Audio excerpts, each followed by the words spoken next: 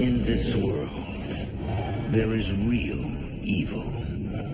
In the darkest shadows and in the most ordinary places. These are the true stories of the innocent and the unimaginable. Latin guitarist Eddie Benitez moves out west, hoping to resurrect his music career. But his optimism soon fades as his new life is shattered by the vicious attacks of a deadly force. Now, he must confront his ultimate fears to protect his family from the evil that is determined to destroy them all.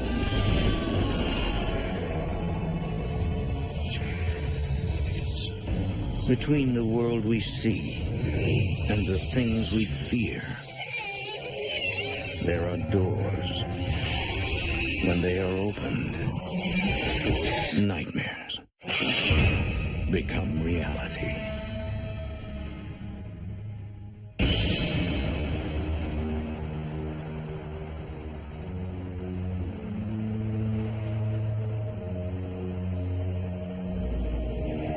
There are those who walk this earth that possess the ability to see the dead amongst the living. For many, this special gift gives hope of life after death. But the spirit world can be deadly, creating a living nightmare for those who can never escape.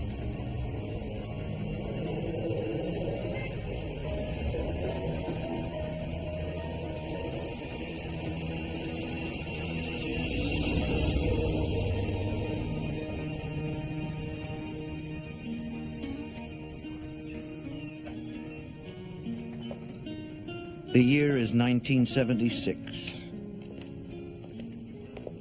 Carmen Benitez and her son Eddie enjoy a beautiful day in Brooklyn.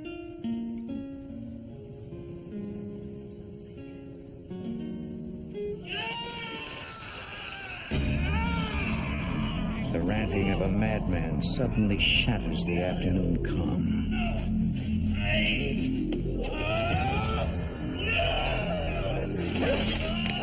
This man was very hostile, physically violent with other people around him. Go in the house. Go in the house. I knew that there was something wrong with him beyond the human norm.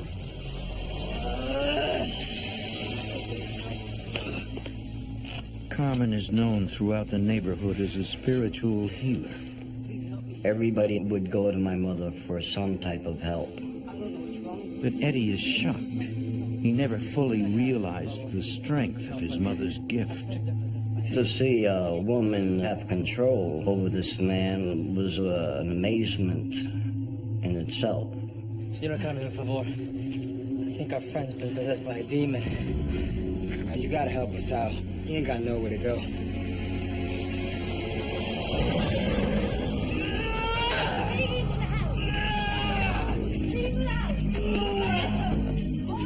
Carmen orders them to bring the possessed man inside her home.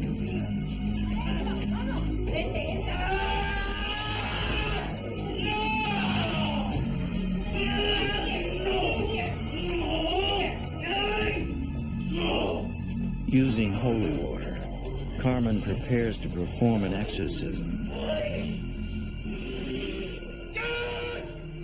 This ritual originated in Puerto Rico and has been passed down through many generations of her family.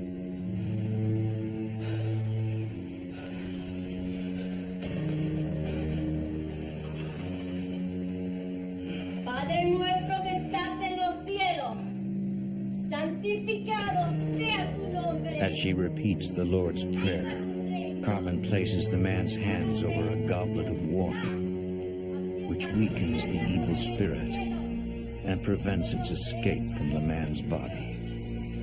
Quickly, and here place a glass of water now. Nos perdona nuestras ofensas, como así nosotros perdonamos a quien nos ofende. To complete the exorcism, she holds a glass of water and plate over the man's head. Then she taps the glass 3 times. And expels the demonic spirit from the man's body, trapping it between the plate and glass of water. You could see that there was an immediate change, not only in the way he looked physically, but in everything else in the room. You could feel it.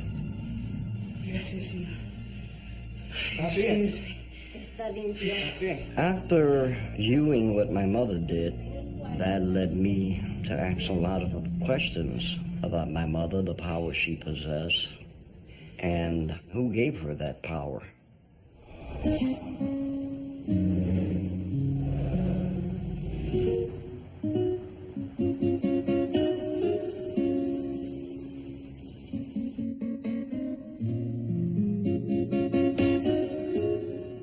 Eddie's considered a musical prodigy and already has made a name for himself as one of the industry's hottest Latin jazz guitarists. When I was 14, I was signed to a record deal by one of the largest Latin labels in the world. My first album, Nightlife, was out and became gold. Fantastic, Eddie. That was great. It's a wrap.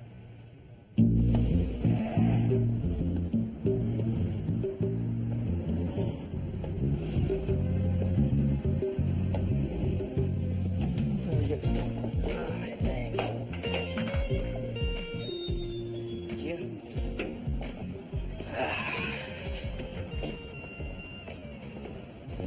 So what'd you think so far? How about one? The album? Look, it sounds great. You're doing fantastic. Don't worry about that. Can you come by tomorrow and cut some more tracks with me? Yeah, absolutely. Right after school. Sounds good, sounds good.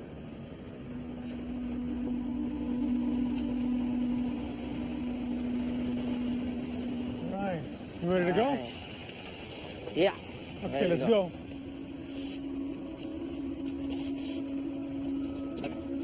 Straight home, okay? No stops anywhere else, all right? Got it. Hey, you have a great day, man. See ya. You take care. Thanks. All right. Where you going? Brooklyn, 128 Hayslip. You got it.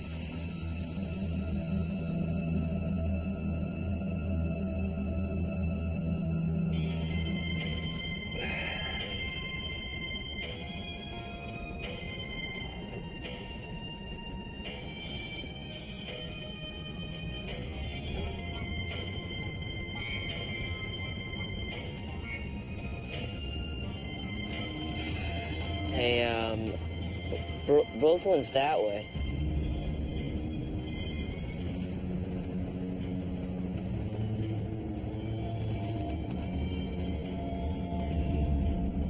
Hey, man, where are you going? Hey, why are we stopping, man? Hey, he said no stops. I'm talking to you, man. Why are we stopping?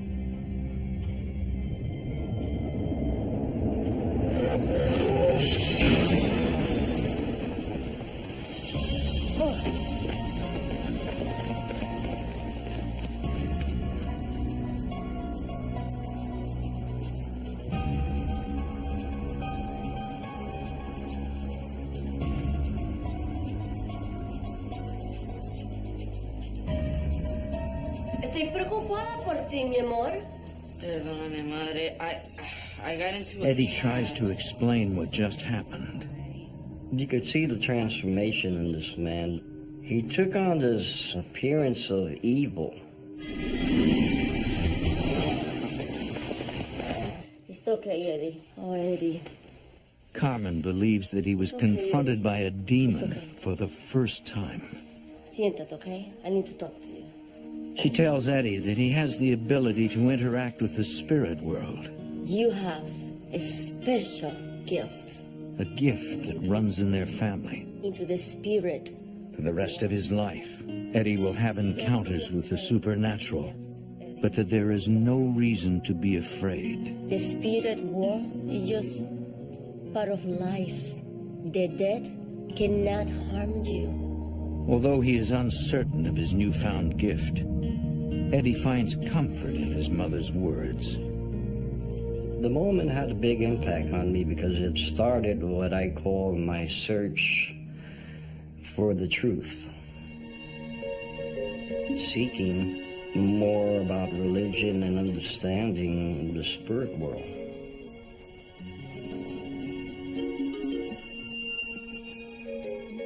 And over the years, Eddie eventually accepts this ability as a part of his life.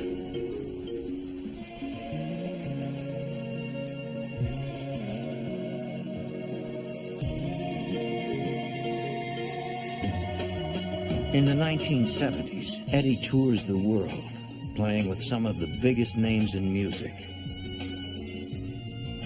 I've toured with Tito Puente, Larry Harlow, Mongo Santa Maria, Barry White, George Benson, you name it. At the age of 23, Eddie takes a break from the music scene. He gets married, goes to college, and starts a family of his own.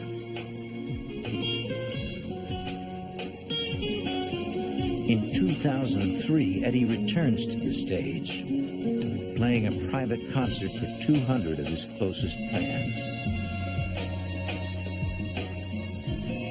He is ready to relaunch his solo career.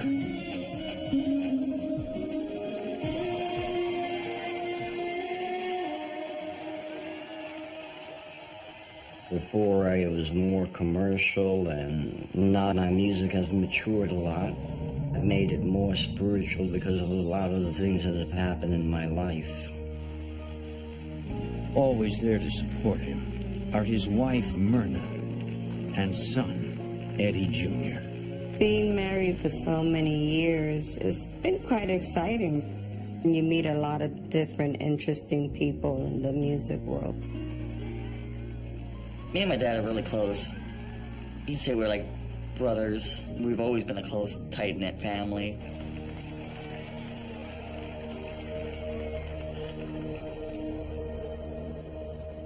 In 2004, Eddie's beloved mother passes away.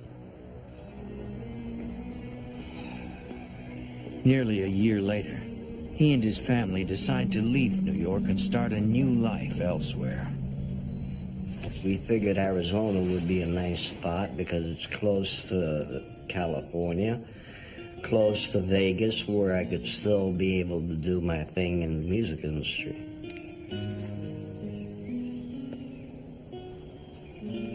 I'm really going to miss this place.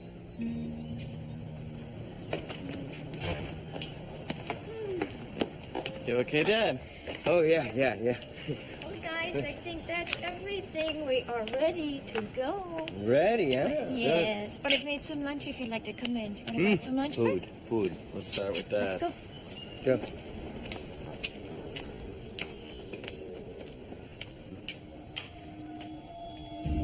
Eddie is suddenly reminded of his unique gift.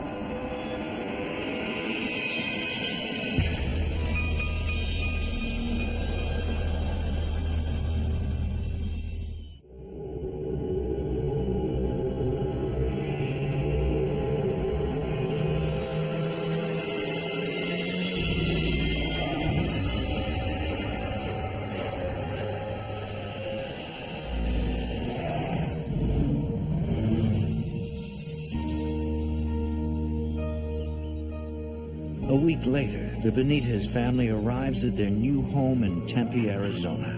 How you doing? This is Baby.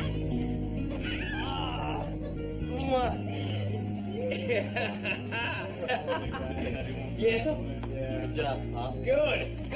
So, Let's go in. Let's check it out. All right, let's do it. Go.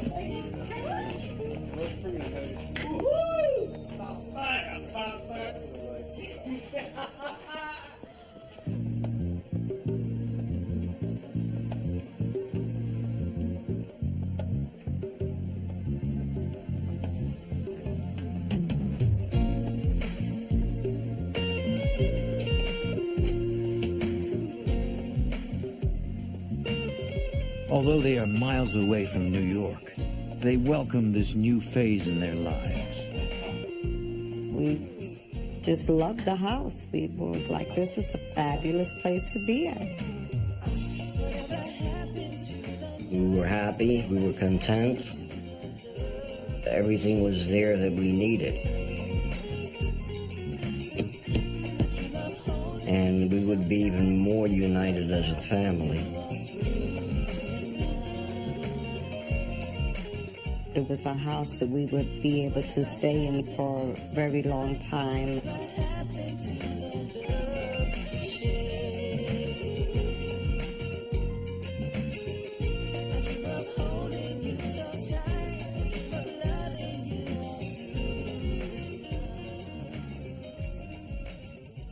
Weeks after they move in, Eddie begins working on his new album. He prefers to record late at night when the house is quiet and there are fewer distractions.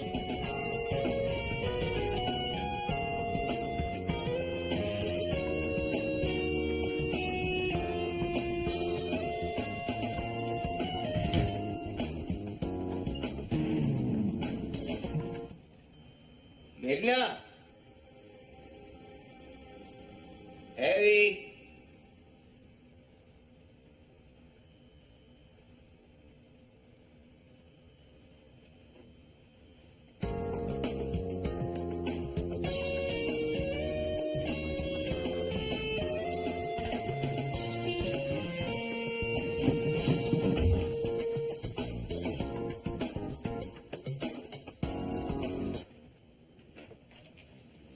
Being from New York, you start to speculate maybe an intruder.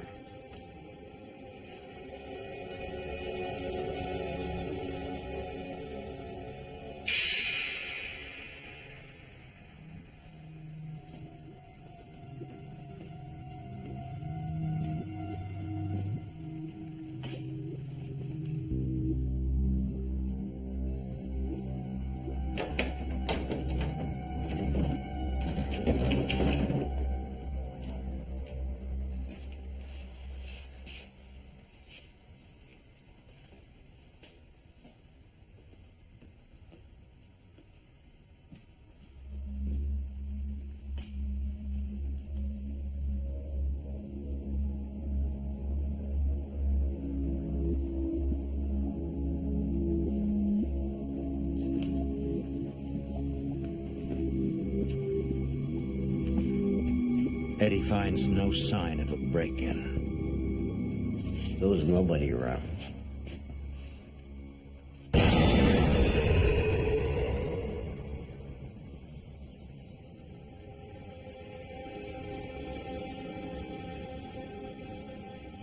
Over the next month, while Eddie works on his album, the rest of the family settle into their new lives.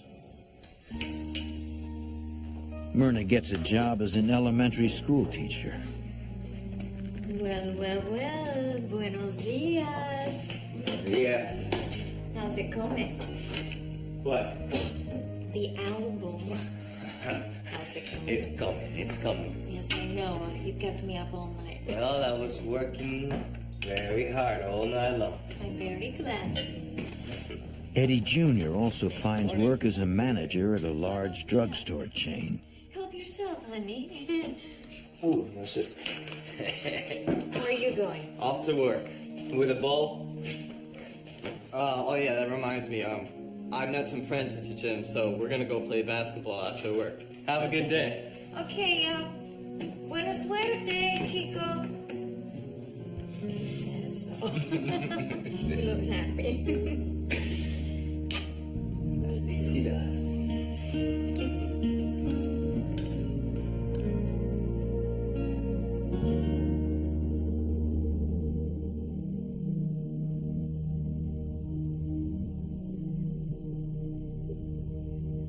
that night.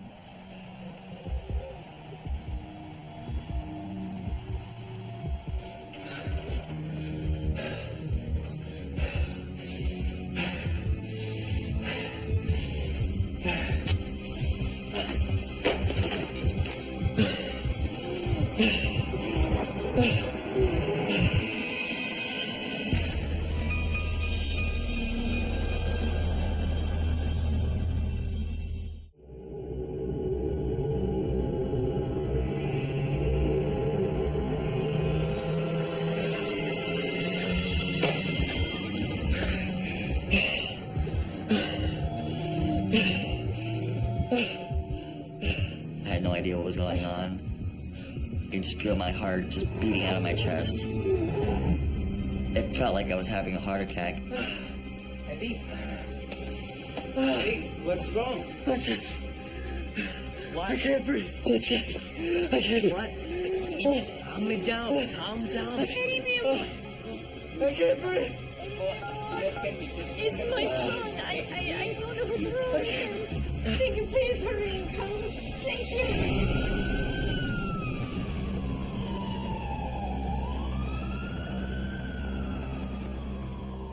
you. Doctors run a series of tests on Eddie Jr. Well, I've gone over his chart. Blood pressure's fine, his heart's fine. Looks like he probably just had a panic attack. Panic attack? I've never had any problems health-wise. It just didn't make sense at all. Yeah, he's normally calm and relaxed. That cannot be right. Well, you know, it could be anything. It could be the stress of the move, could be a new job, anything to set off a panic attack. Look, I'm going to write you a prescription for a mild sedative. I think it'll help calm you down if you have any of these attacks in the future, okay? The doctor told me that there doesn't seem to be anything medically wrong with him. Oh, by the way, when you experience one of these anxiety attacks, like think about writing it down in a journal. Try to think of what's on your mind, what's going on. Just keep a record of what happened. Give us a call if you have any problems. Panic attack.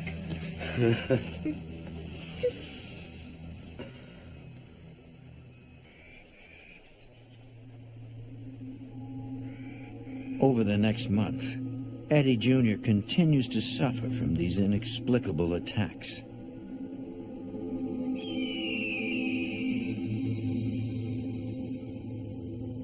His doctors are baffled, unable to remedy his mysterious condition.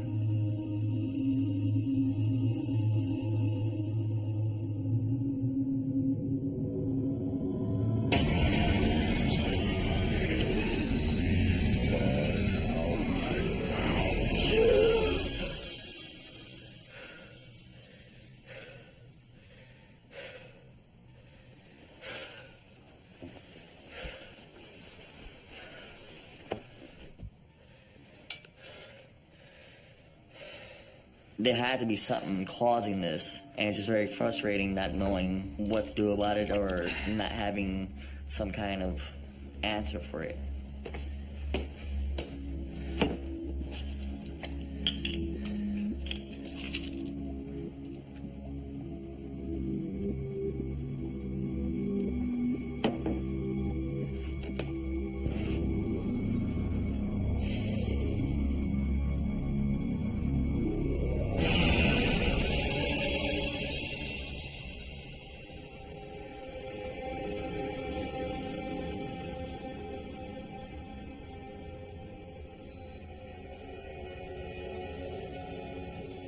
Eddie Jr.'s health continues to rapidly deteriorate. It just physically beat me down. I wasn't able to work. I wasn't able to leave the house.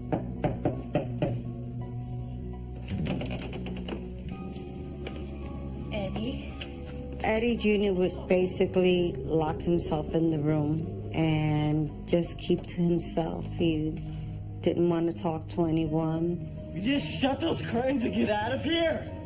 It was very hard seeing him seclude himself. Eddie, come on, please. You've been in your room for days. Get out of my room. Don't you ever talk to your mother like that again. He wasn't himself. Like there was somebody else in his body. You don't look so good. You're really pale and you need some fresh air. Just get the hell out of my room and don't bother me again.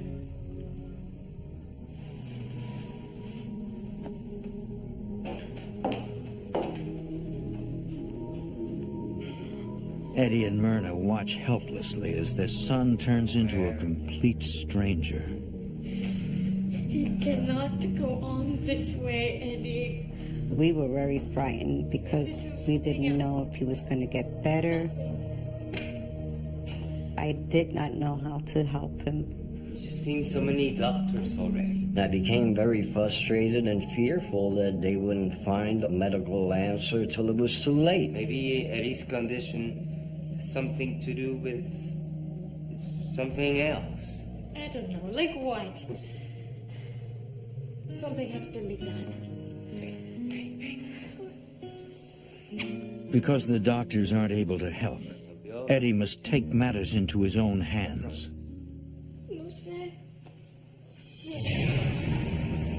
I had the gas company come out. I had electricians come out. I had a guy come out and check for lead poisoning.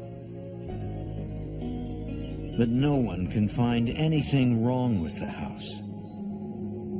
I was very frustrated because I wanted for somebody to tell me, this is the problem.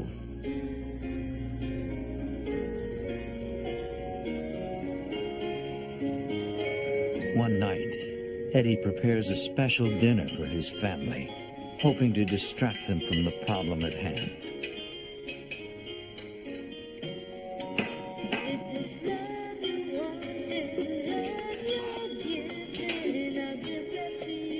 Under the doctor's advice, I started keeping a journal and just writing down the thoughts that I was going through my head or whatever I was feeling or whatever happened to me that day.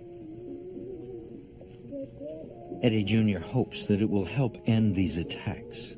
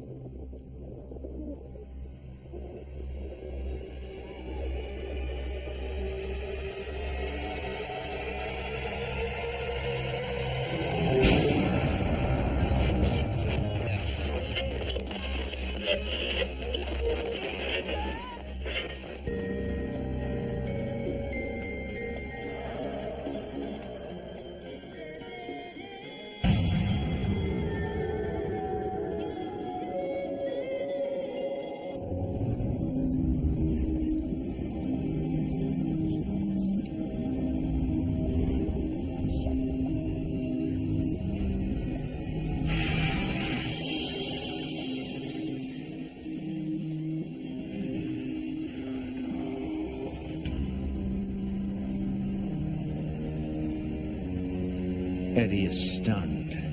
He is beginning to believe that they are not alone in the house. At this point, I'm realizing that it's paranormal what's going on.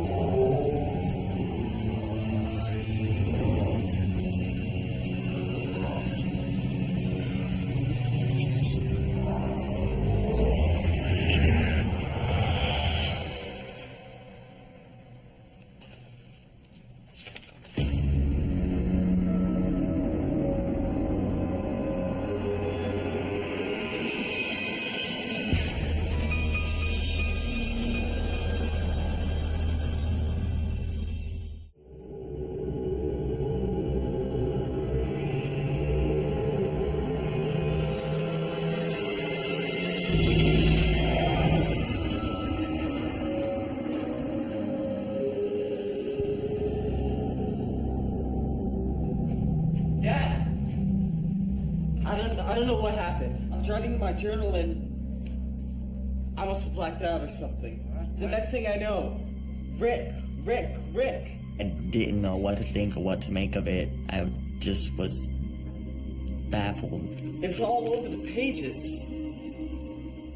It's not even my handwriting.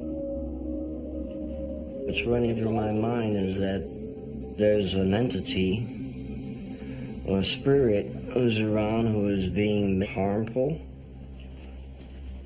Eddie suspects that it could be the cause of his son's mysterious condition.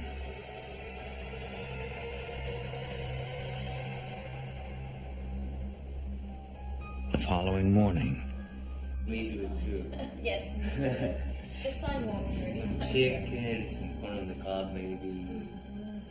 Nice. That's just... Hey, buenos dias. Dios, mijo. How are you, son? ¿Qué tal? All right, I guess. Let me make you something, huh? You want some eggs or sausages? Oh, yeah, I'll make you whatever sugars. you want. Eddie, what did you do to yourself? What is this? What? They look like burns. Myrna finds Like two burns, distinct Eddie. quarter-sized burns at the base of her son's back. Eddie, come over here, please. Look at this. Stand still, Eddie. Poppy. For some reason, the entity is targeting Eddie Jr., causing him even more physical harm. They're burns, Eddie. How do you get burns on your back? Eddie's concerns I deepen. didn't do anything. He's unsure how to help his son and fears what may happen next.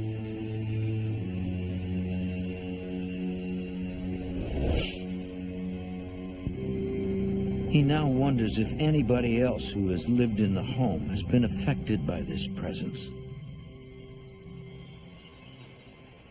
Eddie invites his neighbor over and hopes that he can tell him anything about the previous owners. Good. Good. Hey, I see you getting some work done to the house. We've been having some issues with the house. Minor stuff. Oh, man, sorry to hear about that. Anything I can do to help? Oh, you know, do you know how to get in contact with the previous owners? You know, maybe they can help us fix whatever is wrong with the house. I don't think that's going to work there, partner. You know, the guy that used to live here, he's dead. The rumor is that he killed himself. The hairs on my arms and my back just started standing up, and I knew that there was something more to this. Oh, listen, I gotta take this call. Listen, you're in luck. The guy that used to live here, his daughter, she lives right down here on the corner. And if you talk to her, yeah, she can probably help you out, okay? Oh, thanks. Hey, my pleasure. Take care.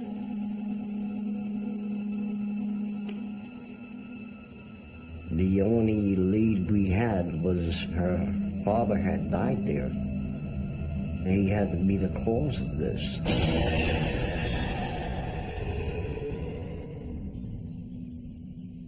Eddie believes that Rick could be this woman's father and decides to pay her a visit. I was hoping to learn the circumstances of her father's death, the type of person he was, and maybe make some sense as to what was going on in my house. Can I help you? Joan? Yes. Hi. I am Eddie Benitez. I just moved a few houses from here. Oh, yeah. Yeah, I think where your father used to live.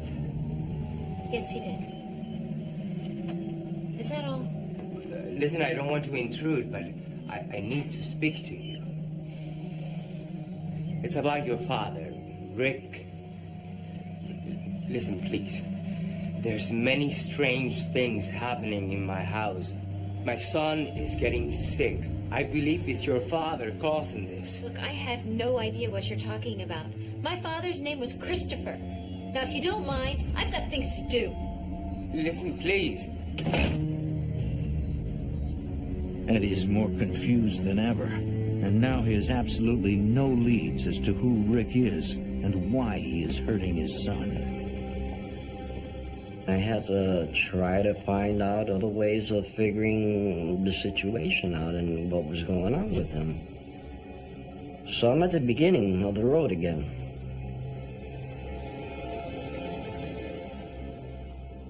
That night, Eddie tries to work on his album, but is unable to concentrate. Although he has never been harmed, he now believes that the spirit world is far more powerful than he ever imagined. And he fears that he may not be able to help his son.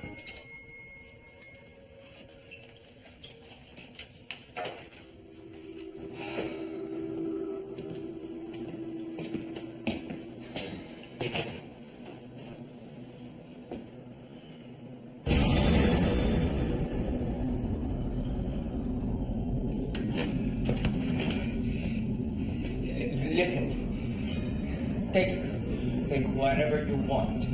Just don't hurt my family.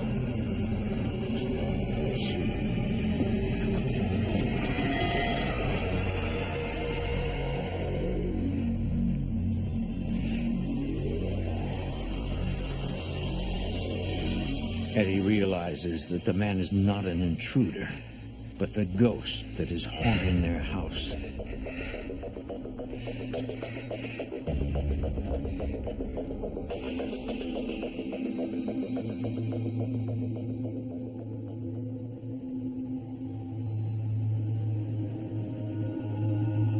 With his mother Carmen gone, Eddie has no one to turn to for guidance. So now I become at a point where I'm more desperate. And this is where I say to myself, okay, I need outside help. He begins scouring the internet. One organization that caught my eye was the Arizona Desert Ghost Hunters. He immediately sends them an email, hoping that they can remove the entity from his home.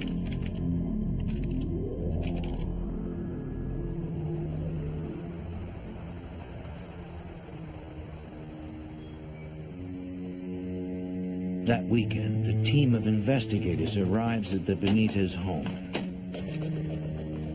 Ann Martin is the founder of the Arizona Desert Ghost Hunters. We decided to go and see if we can help him because he was having so much activity that we felt it was warranted to go and look, to go investigate.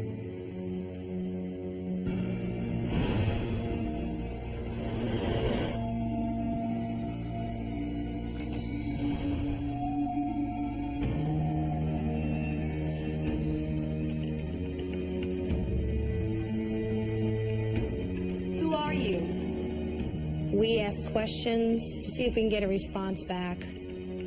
We also use a digital camera just to see if we can catch any apparitions. Also a part of the team is Debbie Bennett, an intuitive who reads tarot cards, which give insight into the past, present, and future. The images on the cards trigger psychic visions, providing her with a deeper knowledge of what's going on in the house. It opens up psychic responses to where all cards have different meanings, but whatever the question is, it's going to apply and give you the answer for that specific question. When I got the hangman, I felt the impression of the entity taking his own life.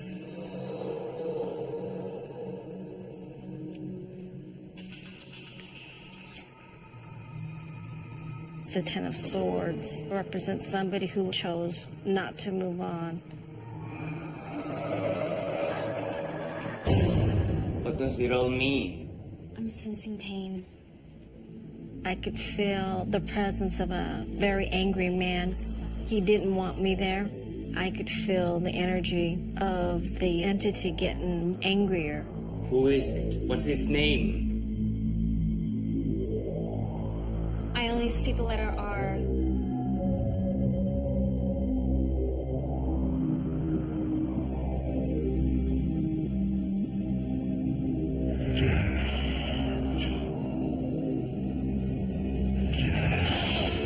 He wants you to get out of his house, and I'm afraid he'll do anything in his power to get you out. I'd like to perform a ritual to help you remove the evil spirit from your home. Whatever you can do.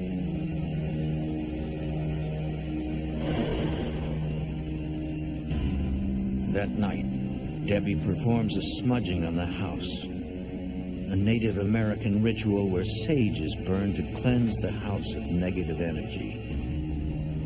Smudging is used for protection from the spirit world. Immediately after the ritual, Debbie no longer senses the ominous presence, believing that the spirit has gone to the other side.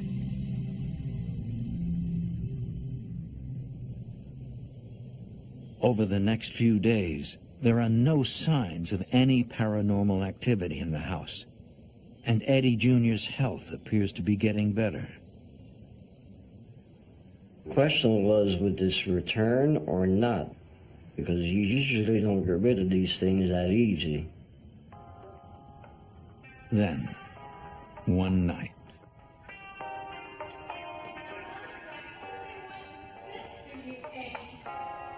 Shut up! Shut up! I'm so sick of you, Maggie! Eat, Eddie! Sleep, Eddie! Take your meds, Eddie! What the hell is wrong with you? Are you stupid or just dead? Why don't you just get off my back and leave me alone? Eddie! Eddie! He just looked at me like with this scary, awful look in his face and just lashing out at me, cursing at me. I was in shock. Tell her to stay off my back! Eddie's right with me! Get off me! Don't you touch me!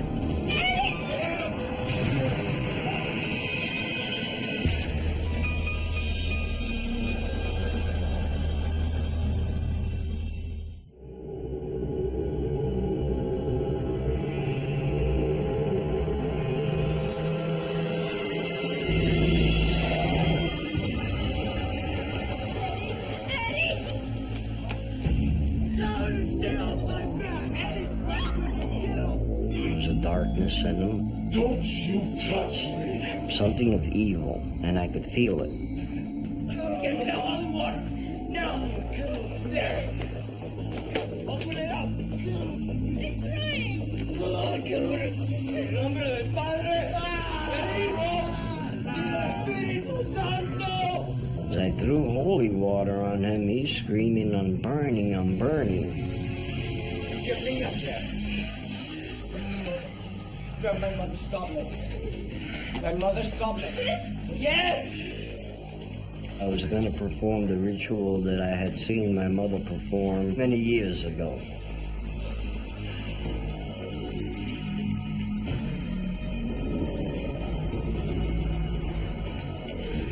En nombre del Padre,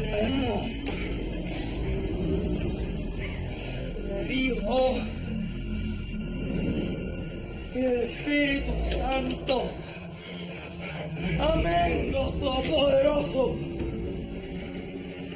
Ricky, and your plate, I glass of water now. A glass of water and a plate, Harry. En nombre del Padre, del Hijo y del Espíritu Santo. Padre nuestro que estás en los cielos, hágase tu voluntad en la tierra como en el cielo. Nosotros perdonamos a los que nos ofenden y nos duelen. Tentación y no, Padre.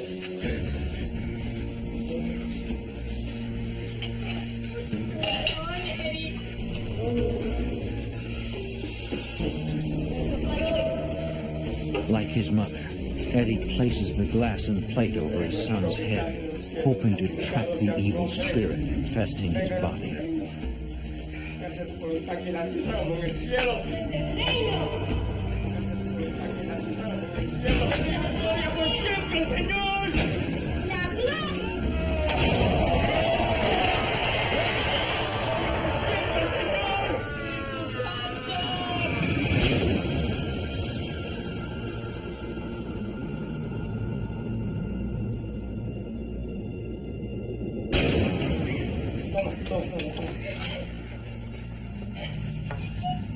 Eddie? Eddie? Eddie? Good. What happened? We're here. We're here, Eddie.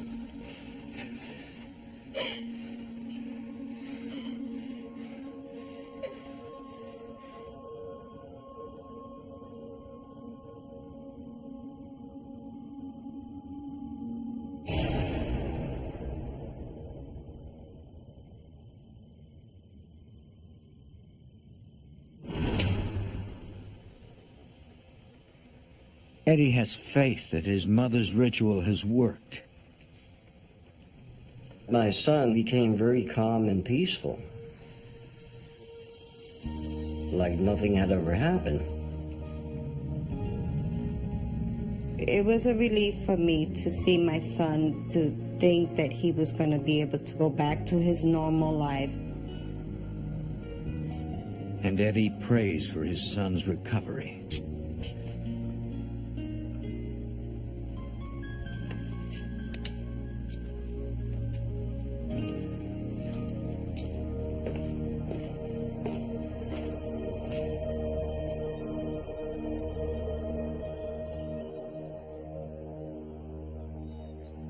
Soon after, life returns to normal for the Benitez family. The house was at peace. We were very hopeful that it would continue. Hey! Congratulations, old man. Hola, papi. Eddie's family celebrates the completion of his new album. Open it. Uh-oh. Set this thing open. Uh-oh.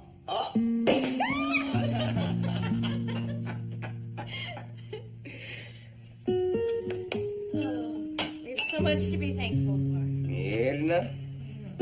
Gracias. Before anything, a toast to the new album. Yeah. And to Eddie Benitez, the greatest guitar player in the world. I'll drink to that.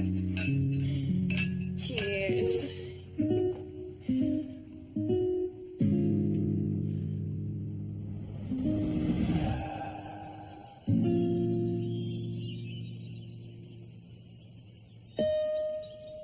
Several days later, Eddie receives a surprise visit from Joan, the daughter of the previous owner. You know, I'm sorry about the other day. You really caught me off guard. I understand. God, it's been so long since I've been in this house. It really brings back a lot of memories. Look, when I told you my dad's name was Christopher, it wasn't entirely true. His middle name was Richard. Only his closest friends and family called him Rick. It was like the puzzle was starting to fall in place. It's just really hard to talk about my dad. He went to prison for a long time, but when he got back, he just had a really hard time adjusting. Of course, I wanted to help, you know? Sure. So I rented him this house. Would you mind if I took a look around upstairs? Oh, no, sure. If you want. Just for a minute. Sure.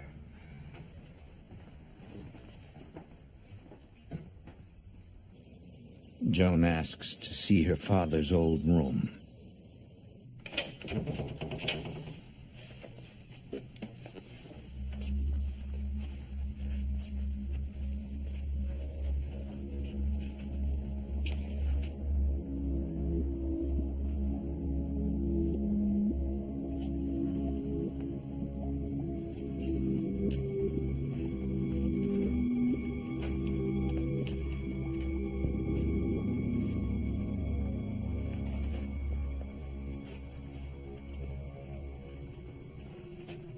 Everything's in the same place.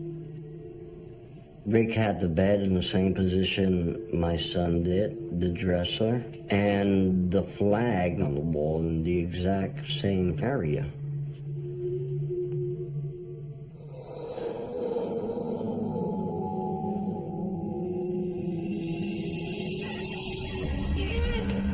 Dad, wake up, please.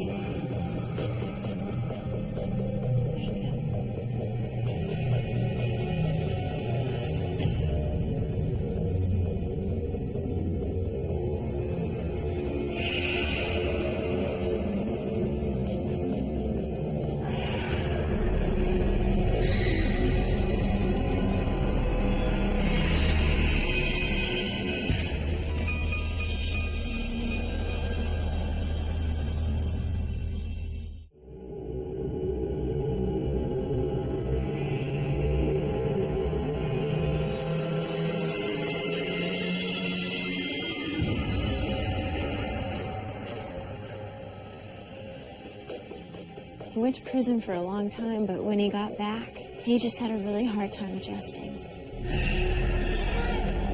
Dad, wake up!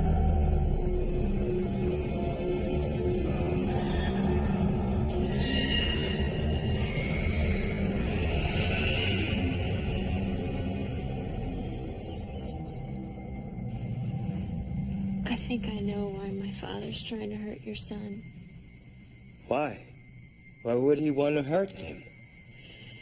If my father were still alive today, he would be doing everything in his power to harm you and your family. Eddie now understands that Rick was a violent racist, carrying on in death as he did in life, and that he and his family were just targets of his hatred. We were basically in his house. My son was still in his room, and he wanted to get rid of us no matter what.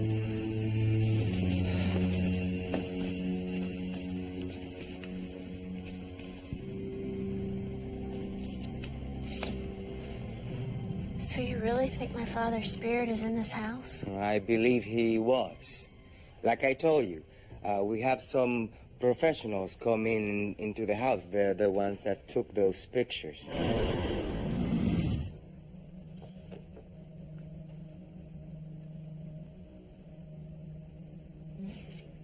Oh my God. In one of the photos, Joan makes an alarming discovery. That's my father's face.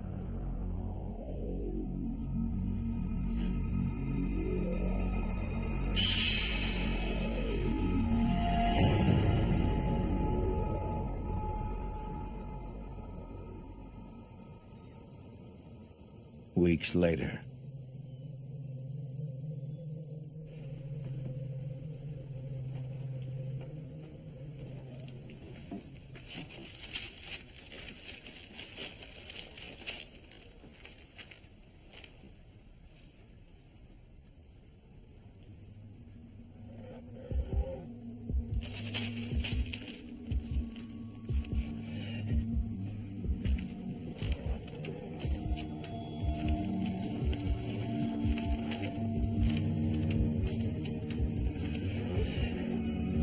I started feeling weird.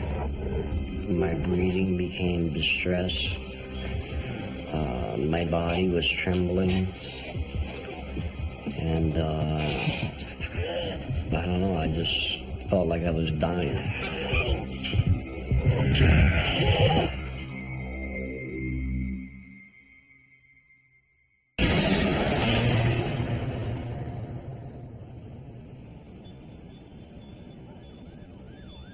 Eddie lapses into a deep coma, and doctors are unable to determine why. 3 days later, he mysteriously and miraculously regains consciousness. Eddie, it's me, Myrna. Oh my God.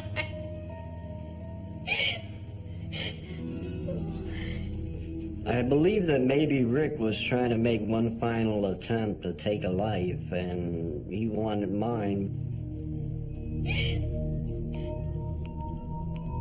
Eddie fears for the safety of his family, scared of who Rick will target next, and decides to move out of the house.